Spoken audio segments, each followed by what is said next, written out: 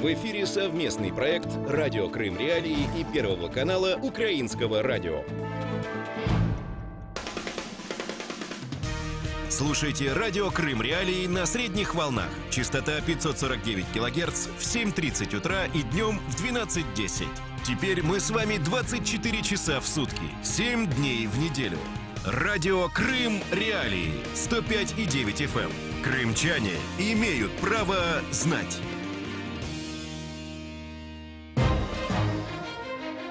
Здравствуй, дорогой Крым! В студии с вами Александр Голубов, радио Крым Реалии. Напомню, что слушать нас вы можете на средних волнах на частоте 549 кГц в 7:35 и 12:10 в Крыму и на материковой части Украины, а также на 105,9 FM круглосуточно. Крымчане могут бесплатно звонить в эфир по телефону 8 800 10 06 926, повторюсь, 8 800 10 06 926, а номер телефона для жителей материковой Украины 044 490 31 18.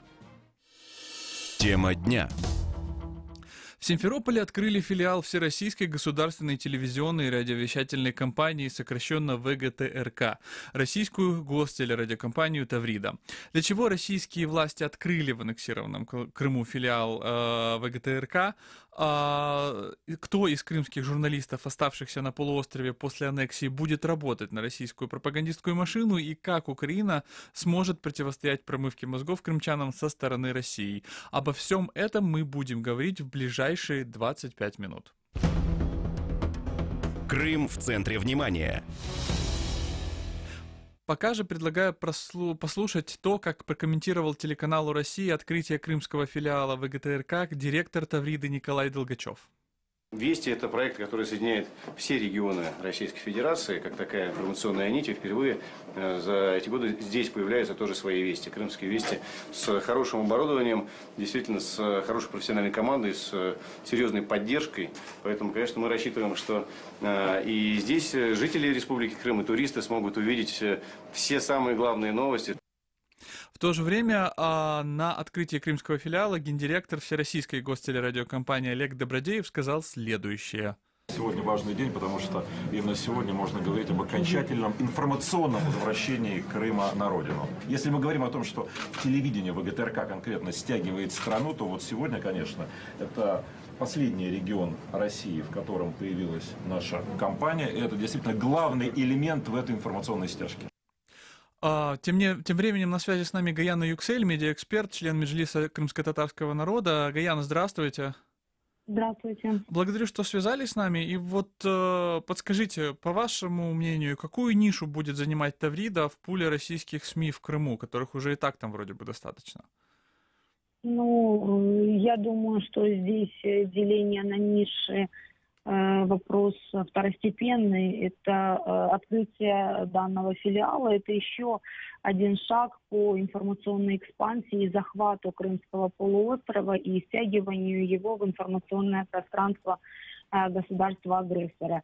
Эта работа не новая, она началась, собственно говоря, с первого дня. Даже это первая работа, которую оккупанты делали, начиная с первых дней оккупации в 2014 году. И, в принципе, все выглядит достаточно логично и закономерно.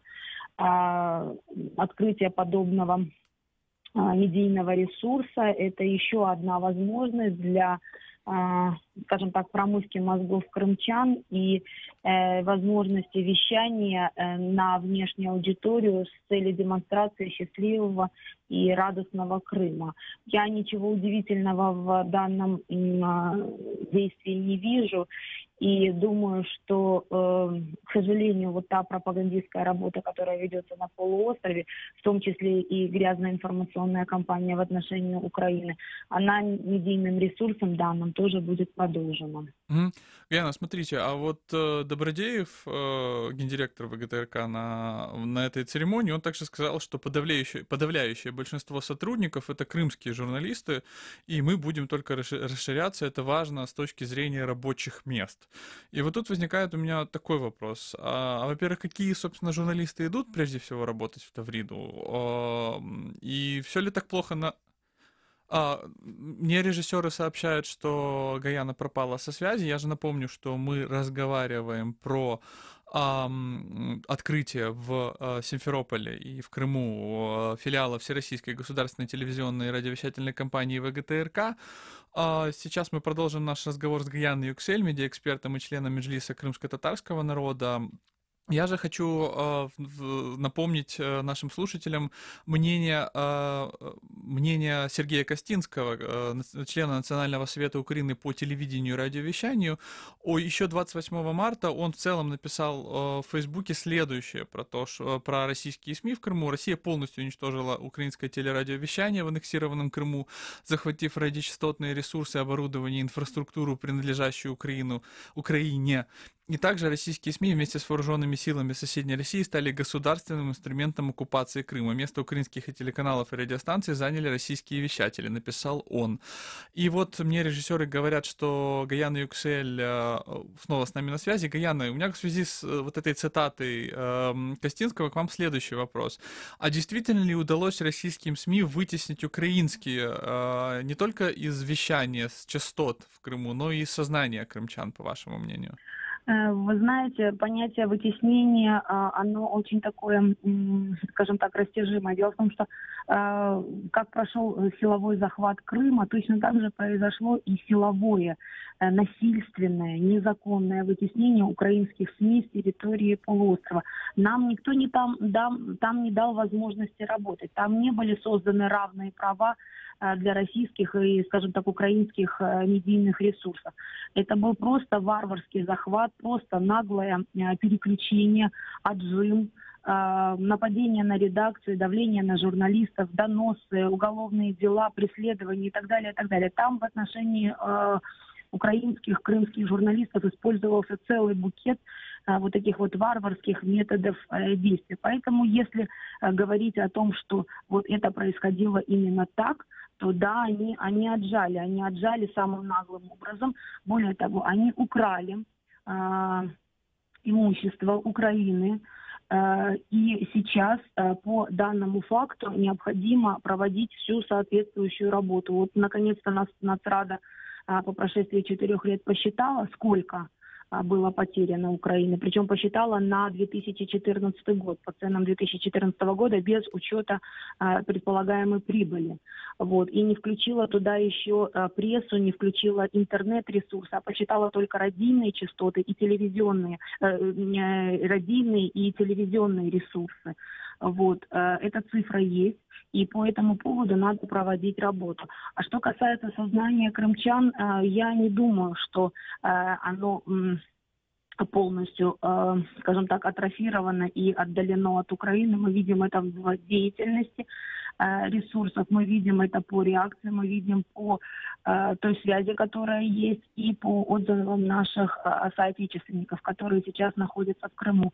Ничего подобного от Украины никто не оторван. Более того, за событиями в Украине следят все пристально и, скажем так, реагируют достаточно болезненно на какие-то вещи, которые являются важными или ключевыми. Поэтому и сознание никто не вытеснил, а вот захват действительно был силовой, варварский и абсолютно незаконный. Гаяна, вот Сергей Костинский в нашем эфире в пятницу заявил, что против причастных к распределению радиочастот в Крыму планируют ввести санкции. И вот я просто цитирую, они украли радиочастотный ресурс, так что частоты распределены незаконно. У нас происходит мощная коммуникация с прокуратурой Автономной Республики Крым, СБУ, Министерством юстиции, МИДом.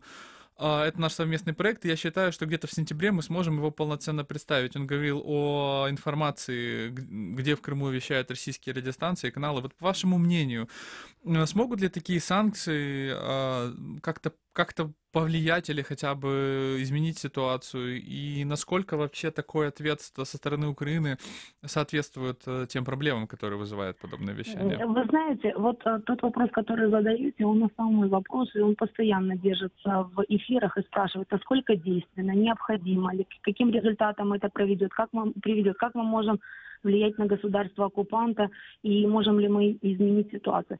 Даже если сейчас с действенной точки зрения мы не сможем изменить ситуацию, все равно та работа, которая проводится, вот в данном случае Нацрадой, Министерством юстиции, прокуратурой Автономной Республики Крым, она должна проводиться.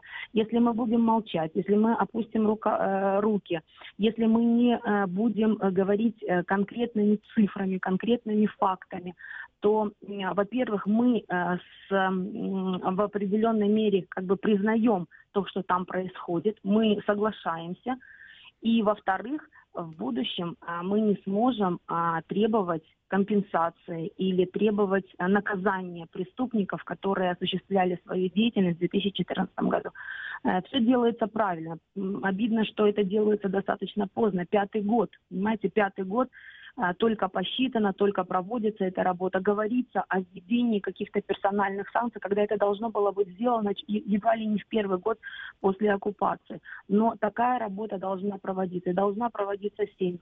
Да, возникает ощущение какой-то определенной работы впустую, какой-то такой вот невозможности воздействовать на оккупанта. Но, поверьте, реагируют они достаточно болезненно, работу эту нужно проводить. Когда идет беседа или встреча на международных уровнях, единственным нашим аргументом, который имеет воздействие, являются факты. Факты, имена, конкретные цифры, конкретные даты. Вот, потому что все какие-то заявления, они опровергаются и их заявлениями достаточно с нашей точки зрения возмутительными, но имеющими место. А мы можем бить или, так сказать, представлять ситуацию только конкретными фактами. И в данном случае вот эта работа, она должна проводиться. Я очень надеюсь, что ее завершат. Мы были на встрече, когда Нацрада, это крымские журналисты, когда Нацрада представляла свой отчет, и там я обратила внимание на тот факт, что в данный отчет включены потери радиостанций и телевизионных компаний. А ведь были газеты, были интернет-ресурсы, были информационные агентства. Если посчитать это, ведь многие потеряли имущество, потеряли оборудование, потеряли редакции и так далее, и так далее. Если посчитать и это, и прибавить, то цифра вырастет в разы. То есть вот эту вот работу тоже полностью нужно провести и оперировать уже полными данными. Гаяна, мне говорят, что у нас есть звонок слушателя. Я предлагаю услышать вопрос и вернемся к беседе. Добрый день, вы в эфире. Добрый день, представьтесь, пожалуйста. Здравствуйте, господа. Я крымчанин. У меня такой вот вопрос. Вот американская радиостанция «Свобода», которая курирует вашу радиостанцию, она уже десятки лет работает на Россию, скажем, против России. И никогда ей не приходило в голову 75% своего эфира делать англоязычным. Теперь объясните, пожалуйста, в чем гениальная задумка Киева, который решил украинскую трансляцию сделать на 75% на украинском языке? Спасибо. Вы еще на связи с нами? Вот у меня к вам такой вопрос. Вас смущает деятельность Радио Свободы? Вы говорите, что она против России работает. Вообще-то Радио Свобода и Радио Крым Реалии не работает ни против кого. Это я вам так, как сотрудник этой радиостанции скажу. Мы журналисты, которые объективно освещают обе стороны. Вы слышите в эфире голоса не только украинцев, не только россиян, вы слышите голоса крымчан, и это важно. Поэтому, когда вы говорите, что Радио Свобода или Радио Крым Реалии работает против кого-то, вы, по моему глубокому убеждению, все же несколько неправильно воспринимаете деятельность меня и моих коллег. Так вот, вас... Вы не слушаете? Я вас слушаю, да. Алло. Да, слушаем вас. Так вот, если бы вы осознали, что вы работаете на кого-то, вы тогда бы поняли, что вы работаете против кого-то. Вы же работаете не на себя, верно?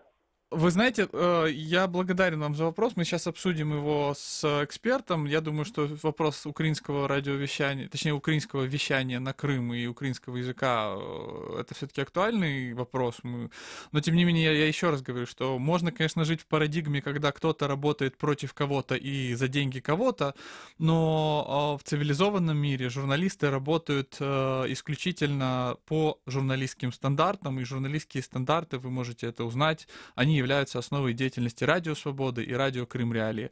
Нам очень жаль, конечно, что вы так воспринимаете нашу деятельность, но тем не менее в очередной раз вынужден вам об этом напомнить. Гаяна, здравствуйте еще раз. Вот такой вопрос от слушателя. Я не могу понять возмущение, потому что, по идее, если этот слушатель считает, что Радио Свобода и другие станции работают против России или против Крыма, там, то вот, наверное, украинский язык — это даже хорошо, потому что это как бы, по идее, по мнению критиков даже в самой Украине, сделает способность украинского государства и украинских СМИ достучаться до крымчан усложненной. Вы разделяете такую точку зрения? Смотрите, типичный вопрос эмоционально заряженного слушателя и такая вот позиция, которая есть у многих в России: кто не с нами, тот против нас. То есть, если СМИ не вещает в русле официальной российской пропаганды и не оперирует терминологической базой и понятийным аппаратом и подходом, который демонстрируют официальные российские СМИ, значит, это СМИ враждебное, и оно по своей сути деструктивное. Но это очень неправильный подход и абсолютно не объективный. Я, в свою очередь, могу сказать, что, допустим, деятельность Радио Свободы и отдельных ее проектов «Крым Реалии», «Донбасс Реалии» может быть критикуема здесь с точки зрения, что в эфире появляются люди, которые, с моей точки зрения, вообще появляться не должны, да, как бы, потому что это не авторитетные для меня люди, это люди, которые не дают объективную информацию и так далее, и так далее. Но, тем не менее, учитывая паритетность, учитывая принципы свободы слова, право на то, что каждый имеет высказать свое мнение, они появляются в эфирах. А вот здесь у слушателя такой эмоциональный подход и достаточно необъективный. Но, к сожалению, он не один в своих мыслях и не один в своем мнении. И вот это результат той российской пропаганды, которая есть в самой России, и в той пропагандистской работе, которая проводится на территории полуострова. Что ж, Гаяна, благодарю вас за комментарии. С нами на связи уже сейчас Роман Шутов, эксперт по мониторингу российской пропаганды и программный директор детектора медиа. Роман, здравствуйте. Доброе утро. Я благодарю вас, что вы вышли на связь, но прежде чем мы перейдем к беседе, вот режиссеры говорят, что у нас еще есть несколько звонков, я предлагаю послушать вопросы слушателей и сразу же вернемся к разговору. Здравствуйте, вы в эфире. Здравствуйте, представьтесь, пожалуйста. Алло. Да, здравствуйте, представьтесь и задайте свой вопрос, мы слушаем вас внимательно. Меня зовут Олег, я из Симферополя дозвонился вам. Меня слышите? Да, мы вас слушаем внимательно. В данном случае я хочу сказать, что вот вы о свободе слова говорите, да, но в Украине свободы слова-то на самом деле нет. Вы все российские каналы запретили, радиостанции запретили, газеты запретили, интернет даже запретили. А у нас в России есть и украинские телеканалы вещают, и украинские пропагандисты, политологи на всех федеральных каналах выступают.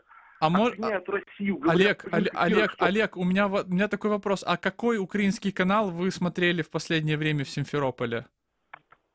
Вот вы говорите, что все украинские каналы... Я не смотрю. Так погодите, а если вы их не смотрите, какие каналы есть тогда? Назовите каналы, которые есть в Симферополе, которые вы можете включить. Можно смотреть через кабельные... Какие каналы, Олег, скажите, какие украинские каналы можно посмотреть в Симферополе? Какие? Назовите хоть один. Зачем я буду рекламу делать? Я понял. Олег, все понятно, вопросов к вам, собственно, больше нет. Спасибо, что высказали свою точку зрения. Напомню, с нами был некий Олег из Симферополя, который говорит, что в Симферополе каналы разрешены, но он не может назвать, какие именно. А вот в Украине интернета нету. Роман, подскажите нам, к нашим крымским слушателям, просто вот мне интересно, есть в Украине интернет или нету? В Украине это вообще дремучая страна, у нас нет интернета, нет свободы слова, мы боимся сказать даже слово, Мы боимся критиковать власть, выходить на Майдан, и никогда этого не делаем, потому что за это в Украине расстреливают. Конечно, об этом говорится во всех российских пропагандистских СМИ, это пытаются вложить в головы россиян, и, к сожалению, украинцев, которые живут в Крыму, но... конечно же, это все смешно. Роман, давайте все-таки вернемся к теме разговора. ВГТРК в Крыму, Таврида, точнее, ее новый филиал.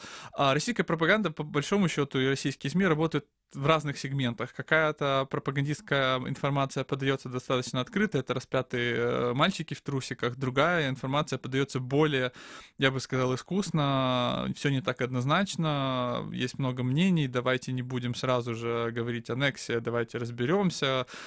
Огромное количество есть вариантов. Вот какую нишу занимают региональные компании ВГТРК? Это такая хардкор-пропаганда или же все-таки журналистика, которая имеет несколько точек зрения? Там можно будет услышать украинские какие-то точки зрения. Вот что такое ВГТРК? Знаете, открытие ВГТРК Таврида происходит такой интересный с точки зрения социально-психологической момент, потому что после нескольких лет незаконной оккупации, аннексии, среди крымчан продолжает накапливаться даже не слово разочарование, я не думаю, может быть, у кого-то и были иллюзии, но усталость и раздражение от всех последствий этой аннексии. Да, невыполненные обещания, денег нет, вы держитесь, мост, который, по большому счету, больше пропагандистская акция, чем какая-то польза населению. Это варварская политика Москвы по отношению к правам граждан, варварская политика в области экологии. Все мы знаем о проблемах с водой очень сильные на полуострове.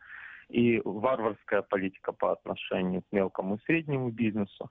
И вот это все накапливаемая эта усталость и раздражение, оно ищет выхода. И на самом деле для государства России, как такого субъекта, который контролирует информационное пространство и стремится к доминированию, здесь выхода могло бы быть два. Первый выход – это дать людям пространство для обсуждения этих вещей и хотя бы выплеска этой энергии, чтобы у людей была хотя бы иллюзия того, что у них есть способ это сказать.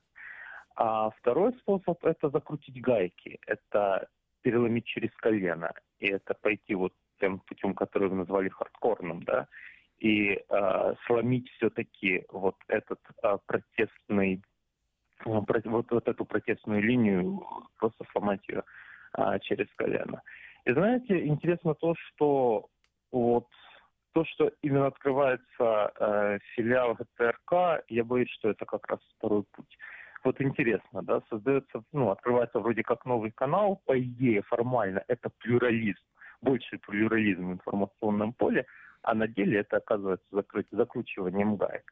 Потому что ГТРК, на самом деле, они как раз и не отличаются высоким качеством журналистики, критичностью подхода и так далее. ГТРК – это система чисто государственного вещания, они ведут очень четкую государственную политику. И даже по поводу целей в Крыму, мне кажется, все сказал Добродеев, который сказал, что это еще один шаг к интеграции Крыма в российское информационное пространство. Вот и все. То есть ГТРК создается для того, чтобы информационное поле Крыма было просто таким же, как в России. И в первую очередь таким же, а не для того, чтобы у людей была площадка для обсуждения своих актуальных проблем. Что ж, Роман, я благодарю вас за комментарий. Напомню, на связи с нами был Роман Шутов, эксперт по мониторингу российской пропаганды и программный директор «Детектора Медиа». Напомню, что мы обсуждали открытие филиала Всероссийской государственной телевизионной радиовещательной компании, сокращенно ВГТРК, в Крыму. Эта компания будет называться «Российская гостелерадиокомпания Таврида». О том, что же она принесет крымчанам, сможет ли она добавить свободы в эфиры крымских телеканалов, мы поговорили с Романом Шутовым и Гаяной Юксель. В студии с вами был Александр Голубов и радио Крым Реалии. Услышимся буквально через несколько минут.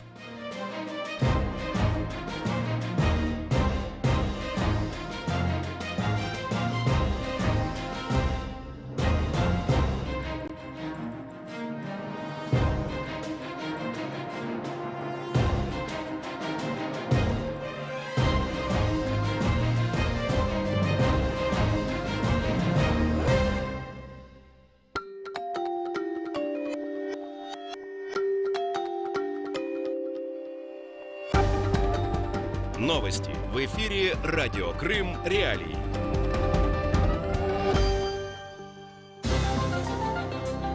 Здравствуйте, в студии Снежана Старовицкая. Главное к этому часу.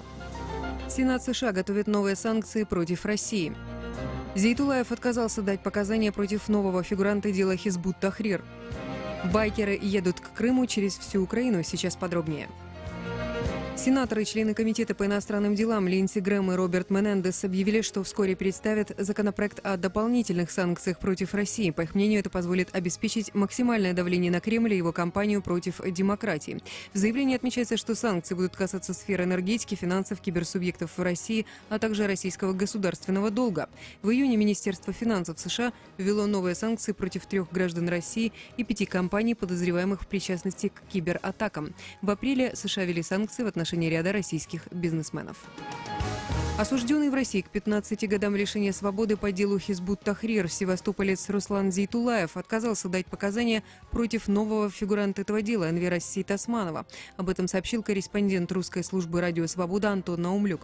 По его данным, сотрудники ФСБ посетили Зейтулаева в Салаватской колонии в Башкортостане и потребовали дать показания против Сейтасманова, угрожая в случае отказа возбудить против самого Зейтулаева новое уголовное дело.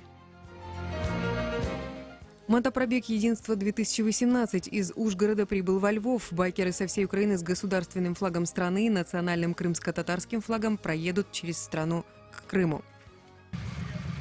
Мы едем через всю Украину, к нам через всю страну подсоединяются мотоциклисты. Показываем, насколько мы дружны. Когда у нас в стране беда, а у нас она есть, у нас война самая настоящая. У нас отобрали нашу землю, которую мы должны вернуть. Акция завершится на острове Хортица.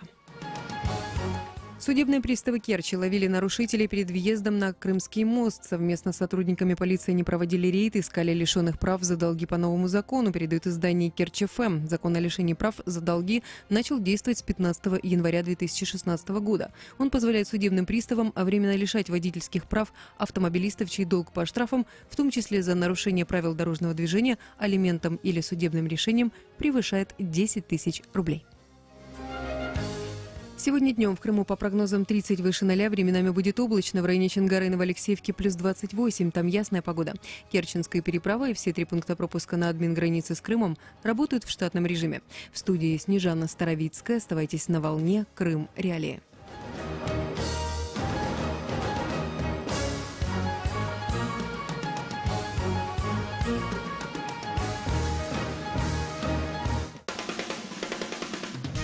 Слушайте «Радио Крым Реалии» на средних волнах. Частота 549 кГц в 7:30 утра и днем в 12:10. Теперь мы с вами 24 часа в сутки, 7 дней в неделю. «Радио Крым Реалии» 105,9 FM. Крымчане имеют право знать.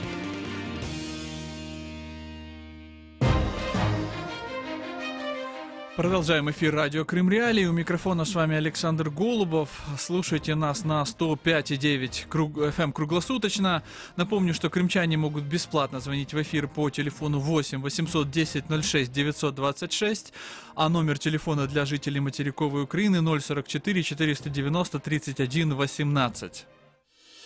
Тема дня. Бахчисарай недавно назвали самым популярным городом для так называемого малого туризма в соседней России. И жемчужина Бахчисарая, Ханский дворец, тем не менее, до сих пор продолжается находиться в ужасном состоянии. Там происходит реконструкция, которая очень сильно критикуется со стороны археологов, со стороны экспертов, крымско-татарских активистов. И мы решили поговорить, собственно, о том, что же сейчас происходит с Ханским дворцом. Там побывал наш корреспондент, об этом мы расскажем чуть позже. А как продвигается реконструкция Ханского дворца в Бахчисарае, какие нарушения при реконструкции Крымского дворца фиксируют крымские активисты, может ли повлиять Национальная комиссия Украины по делам ЮНЕСКО на ситуацию в Крыму и что останется от Ханского дворца после реконструкции. Об этом мы поговорим в ближайшие 25 минут. Крым в центре внимания. Сейчас с нами на связи Антон Наумлюк, корреспондент «Радио Свобода», который буквально недавно побывал в Ханском дворце, и мы сейчас попросим его поделиться своими впечатлениями. Антон, здравствуйте.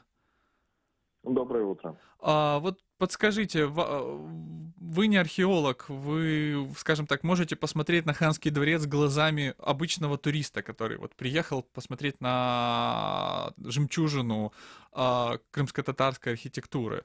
Вот что, по вашему мнению, сейчас происходит с дворцом, как он выглядит?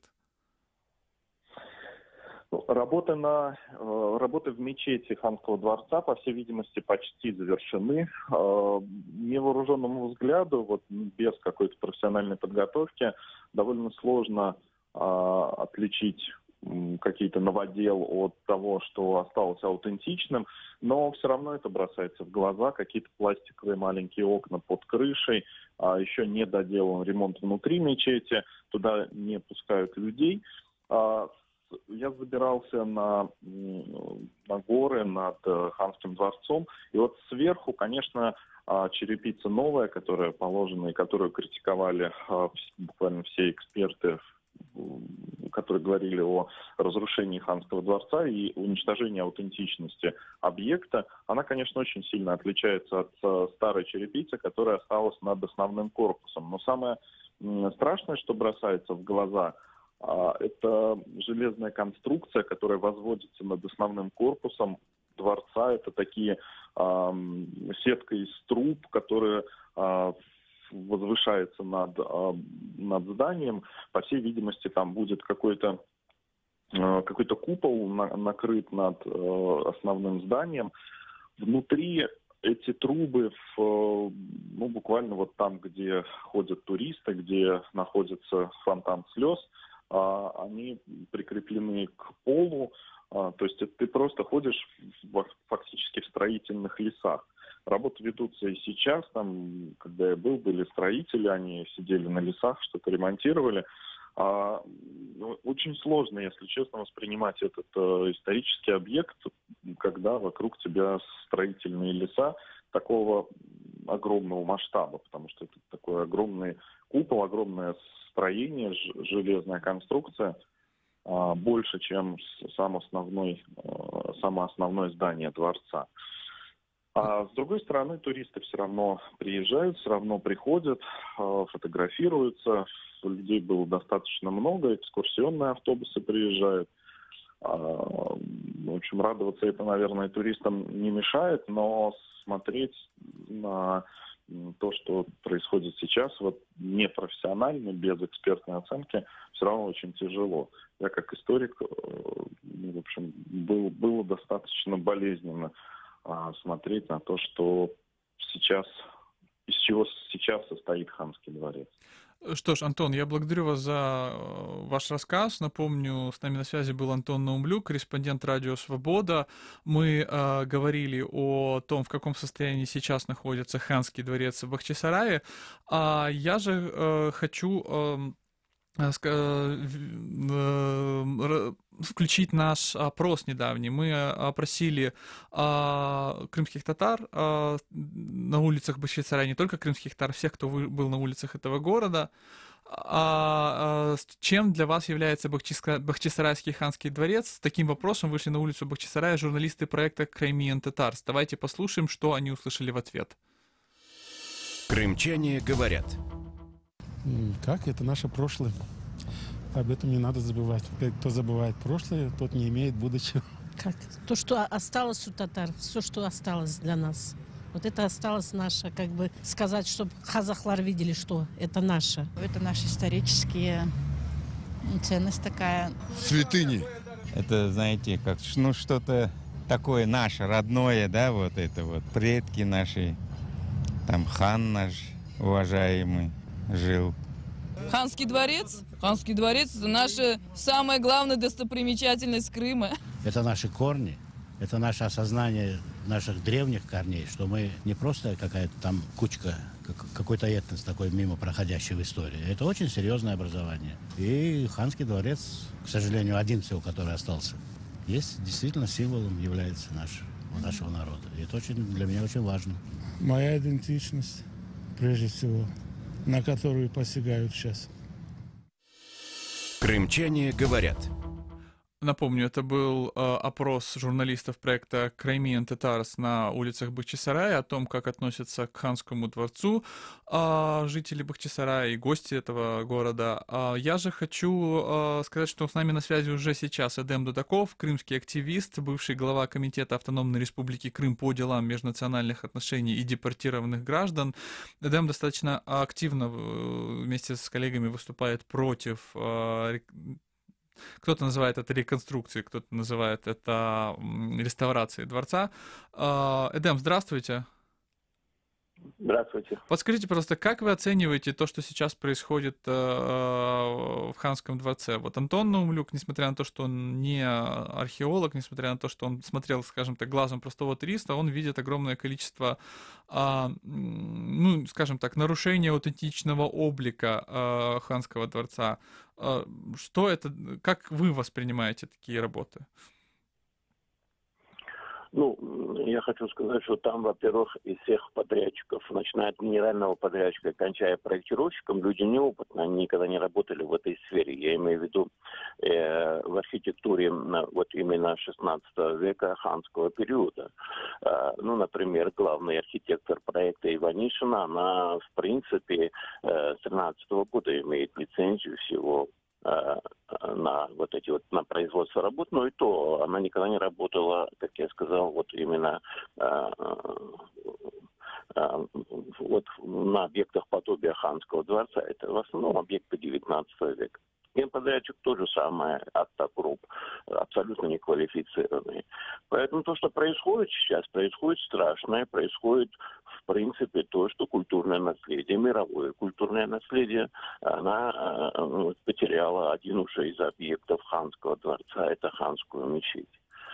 Что они делают дальше, сейчас под большим секретом, проект уже никому не показывается, но нас тревожит одно обстоятельство, что есть акт подписанный, он опубликован мной в печати, это в Фейсбуке, что согласно этого акта между генподрядчиком и субподрядчиком-проектировщиком весь второй этаж признан аварийным. Точно так же, как была признана аварийным крыша Ханской мечети, хотя она была в очень даже в приличном состоянии. Поэтому вот наводит, конечно, это все на ужас, что они сделают со вторым этажом главного корпуса. Но у нас нет пока доступа к этим документам, и мне сложно что-то сказать. Но в целом, если это произойдет аналогично, что произошло с Ханской мечетью, то мы потеряем полностью объект культурного наследия. Вот даже сейчас, когда люди заходят в Ханскую мечеть, пусть они посмотрят на росписи Умера. И видно, там прям краска до самого пола, вот, ручьями, такими полосами опустилась. Никто их не защищал, никто не делал. Они говорят, что они отреставрируют это все. Но это все равно, что взять Джоконду, вывесить ее где-то там под дождем и сказать, что мы потом это все отреставрируем. Или еще лучше, как они сделали, выбросить холст Джоконды и сказать, что ее десятки раз реставрировали, и поэтому она неинтересна, и сделать совершенно новую копию и оставить старую рамку. Вот сейчас, если сравнить, то есть старая рамка без аутентичного холста.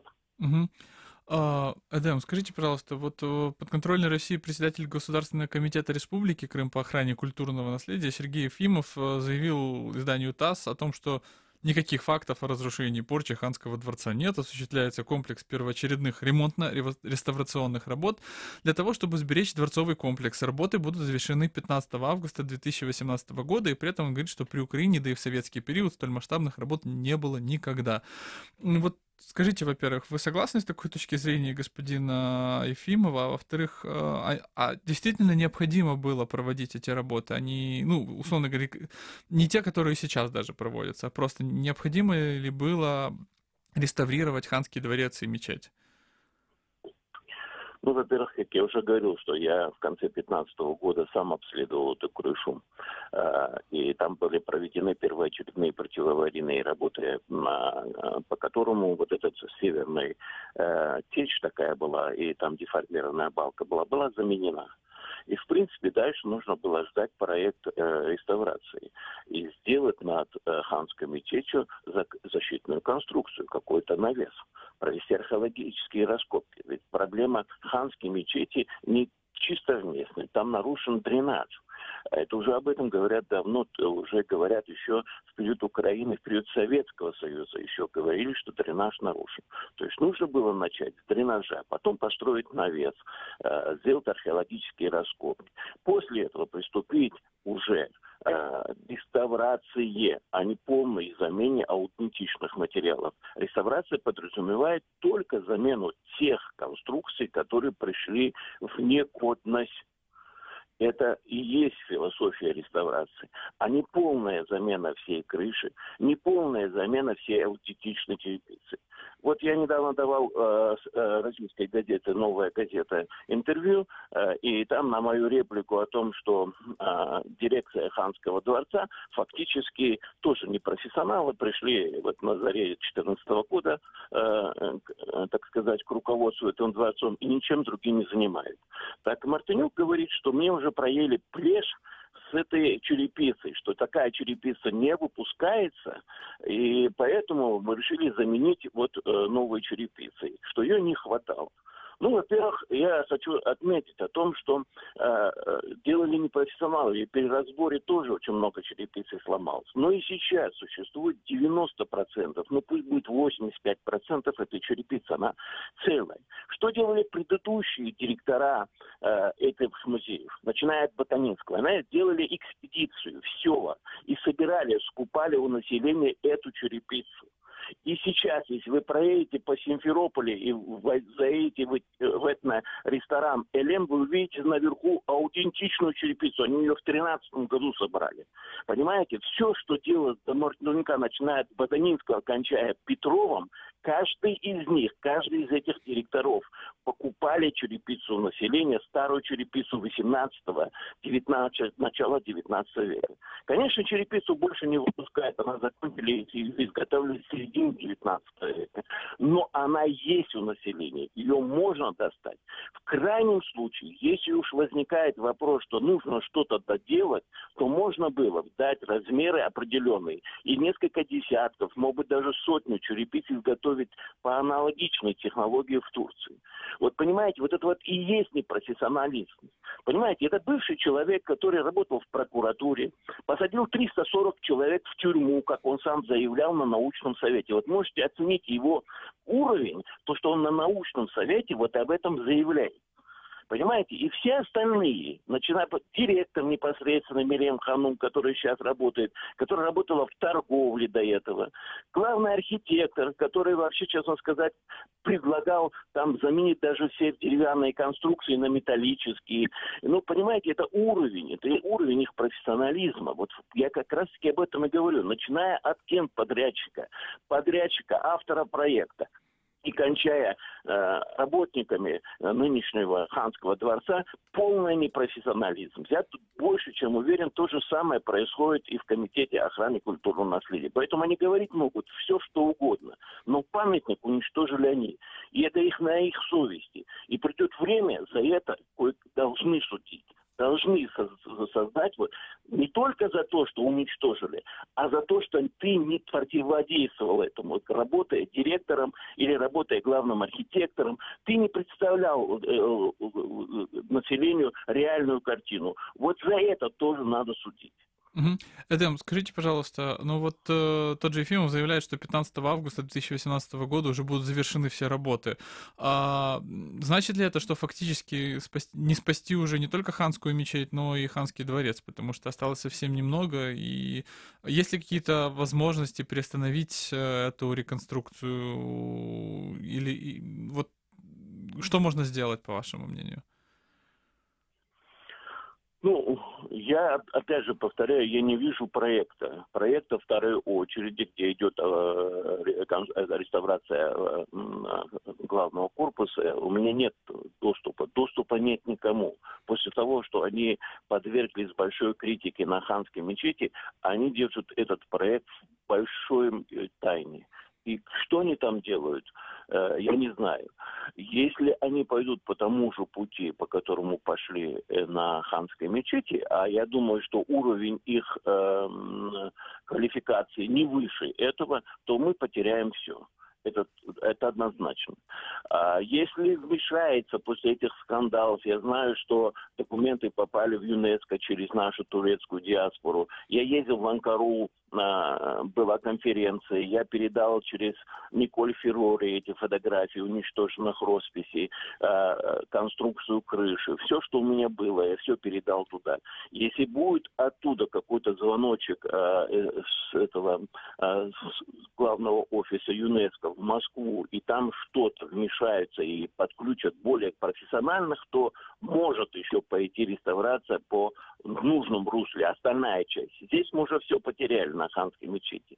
То другую часть мы сможем отреставрировать правильно. А если махнут и скажут по принципу «и так сойдет», у меня вообще такое лично мое мнение, я и не навязываю никому, у меня такое ощущение, что это делается специально, что этот объект исключили, вообще никогда больше не попал в ЮНЕСКО, потому что тут она не вписывается, этот объект, в скрепы, так сказать, русские скрепы в Крыму.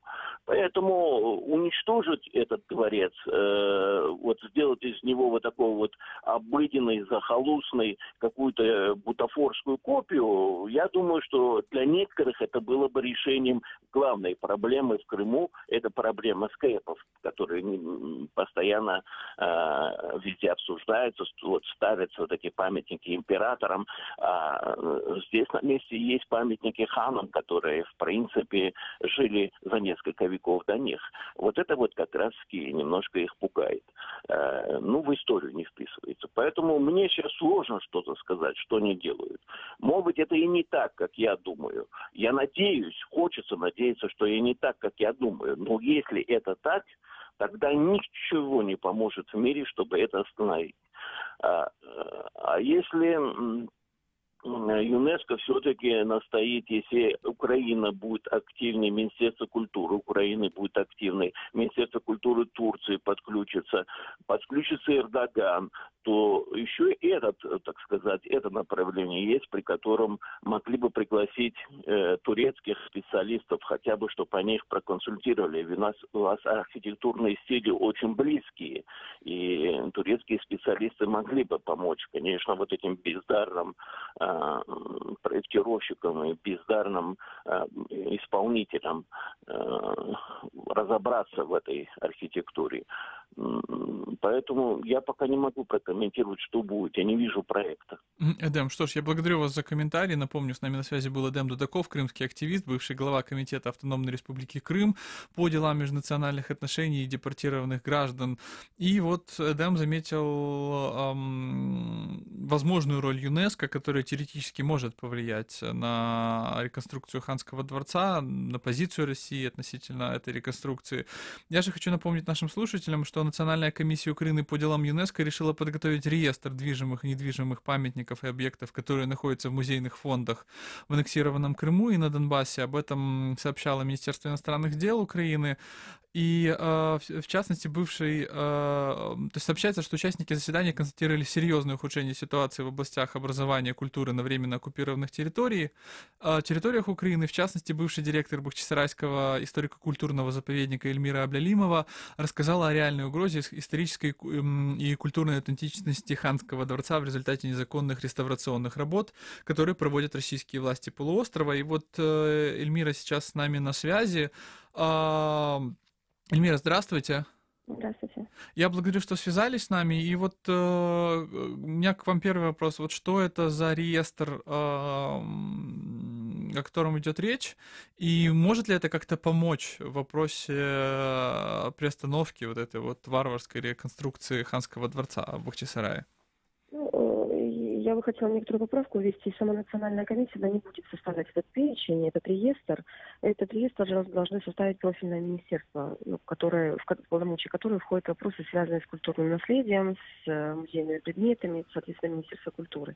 Вообще вопросы того, что у нас находится на оккупированных территориях, это достаточно сложные вопросы. И зачастую мы сталкиваемся с таким, что мы не владеем информацией вот здесь, находясь здесь, какие музейные предметы у нас есть на оккупированных территориях, в музеях, да, какие коллекции. И это усложняет определенный мониторинг движения тех или иных предметов за пределы оккупированных территорий.